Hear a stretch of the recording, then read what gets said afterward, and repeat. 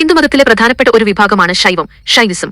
ഈ മതവിഭാഗത്തിൽ പരമശിവനെ പരമോന്നത ദൈവമായി ആരാധിക്കുകയും കണക്കാക്കുകയും ചെയ്യുന്നു. ശിവൻ പ്രപഞ്ചത്തിന്റെ സൃഷ്ടി, സ്ഥിതി, സംഹാരം എന്നിവ നടത്തുന്നവനായി ശൈവർ വിശ്വസിക്കുന്നു. ശിവം എന്ന വാക്കിനർത്ഥം മംഗളകരം എന്നാണ്. ശൈവവിശ്വാസികൾ സാധാരണയായി ശൈവർ എന്നറിയപ്പെടുന്നു. മോക്ഷം നേടാൻ യോഗ, ധ്യാനം, ഭക്തി, ആചാരങ്ങൾ എന്നിവയ്ക്ക് ശൈവം പ്രാധാന്യം നൽകുന്നു. ശിവനെ പതി, നാഥൻ, ആത്മാവിനെ പശു, ജീവാത്മാവ്, ബന്ധനങ്ങളെ പാശം, ബന്ധനം എന്നിങ്ങനെയാണ് ശൈവ സിദ്ധാന്തത്തിൽ സങ്കല്പിക്കുന്നത്. ശൈവമതത്തിന്റെ ഉത്ഭവം വ്യക്തമായി നിർണ്ണയിക്കാൻ പ്രയാസമാണ്. എന്നാൽ ഇതിന് വളരെ പുരാതനമായ ചരിത്രമുണ്ട്. 7000 വർഷം പഴക്കമുള്ള സിന്ധു നദീതട സംസ്കാരത്തിൽ ശിവനെ പോലെ തോന്നിക്കുന്ന ഒരു ദേവന്റെ മുദ്രയിലെ പശുപതി രൂപം കണ്ടെത്തിയിട്ടുണ്ട്. ഈ രൂപം ശൈവമതത്തിന്റെ പ്രാചീനമായ വേരുകൾ സൂചിപ്പിക്കുന്നു. ചില പണ്ഡിതന്മാരുടെ അഭിപ്രായത്തിൽ ഇത് ആര്യന്മാർക്ക് മുൻപുള്ള മതവിശ്വാസങ്ങളും പാരമ്പര്യങ്ങളും വേദപാരമ്പര്യങ്ങളുമായി ലയിച്ചുണ്ടായതാണ്. വേദകാലഘട്ടം.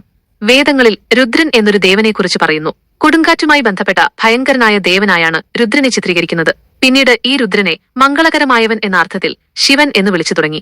ശ്വേതാശ്വതരോപനിഷത്തിൽ ശിവനെ പരമോന്നത ദേവനായി കണക്കാക്കുന്നു. മഹാഭാരതം, രാമായണം തുടങ്ങിയ ഇതിഹാസങ്ങളിലും പുരാണങ്ങളിലും ശിവന് സുപ്രധാനമായ സ്ഥാനമുണ്ട്. ഈ കാലഘട്ടത്തിൽ ശിവ ആരാധന കൂടുതൽ പ്രചാരത്തിലായി. പുരാണങ്ങൾ വഴി സാധാരണക്കാർക്കിടയിലേക്ക് ശൈവ കഥകളും തത്വങ്ങളും എത്തിച്ചേർന്നു. പശുപത വിഭാഗത്തിന്റെ ഉദയത്തോടെ 2ാം നൂറ്റാണ്ടിനുമിടയിൽ സംഘടിതമായ ശൈവാരാധന രൂപം കൊണ്ടു. 1ാം സഹസ്രാബ്ദത്തിൽ ഭക്തി കേന്ദ്രീകരിച്ച ശൈവമതവും താന്ത്രിക പാരമ്പര്യങ്ങളും വടക്കേ ഇന്ത്യയിൽ വ്യാപിച്ചു. തമിഴ് ശൈവ സിദ്ധാന്തം, കാശ്മീരി ശൈവം എന്നിവ പോലുള്ള വിവിധ ഉപവിഭാഗങ്ങൾ രൂപപ്പെട്ടു. 7ഉം 9ഉം നൂറ്റാണ്ടുകൾക്കിടയിൽ തെക്കേ ഇന്ത്യയിൽ നായനാർമാർ, 63 ശിവഭക്തരായ സന്യാസിമാർ, കവികൾ ഭക്തിഗാനങ്ങളിലൂടെ ശൈവമതത്തിന് വലിയ പ്രചാരം നൽകി. ശിവന്റെ അത്ഭുതകരമായ കഥകൾ ഹൈന്ദവ പുരാണങ്ങളിൽ ധാരാളമുണ്ട്.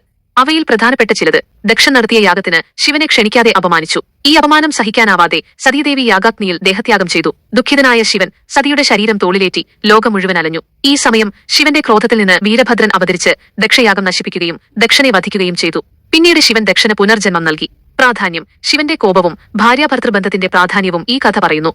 സതീദേവിയുടെ ശരീരം പതിച്ച സ്ഥലങ്ങളാണ് പിൽക്കാലത്ത് ശക്തിപീഠങ്ങളായി മാറിയത്. 2. അമൃത് ലഭിക്കുന്നതിനായി ദേവന്മാരും അസുരന്മാരും ചേർന്ന് പാലാഴി മഥനം നടത്തിയപ്പോൾ ലോകത്തെ മുഴുവൻ നശിപ്പിക്കാൻ കഴിവുള്ള കാളകൂടം എന്ന മാരകവിഷം പുറത്തുവന്നു.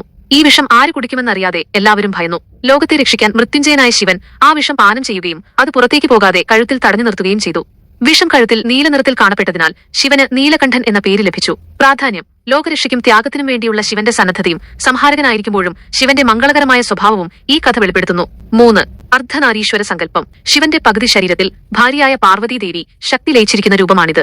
പ്രാധാന്യം. പ്രപഞ്ചത്തിന്റെ അടിസ്ഥാനമായ പുരുഷ ശിവൻ നിഷ്ക്രിയമായ ബോധം, പ്രകൃതി, ശക്തി, സജീവമായ ഊർജ്ജം എന്നീ ദ്വന്ദ്ങ്ങൾ ഒന്നാണെന്നും ഇവ പരസ്പരം വേർതിരിക്കാനാവാത്തതാണെന്നും ഈ സങ്കല്പം പഠിപ്പിക്കുന്നു. ലിംഗപരമായ മേൽക്കോയ്മയെ എതിർക്കുന്ന പുരോഗമനപരമായ കാഴ്ചപ്പാട് ശൈവമതത്തിനുണ്ടായിരുന്നതിന്റെ ഉദാഹരണം കൂടിയാണിത്. ശൈവമതം യോഗ, ധ്യാനം, നൃത്തം, നടരാജൻ, ശില്പം, പ്രാണായാമം തുടങ്ങിയ നിരവധി മേഖലകളിൽ തനതായ സംഭാവനകൾ നൽകിയിട്ടുണ്ട്.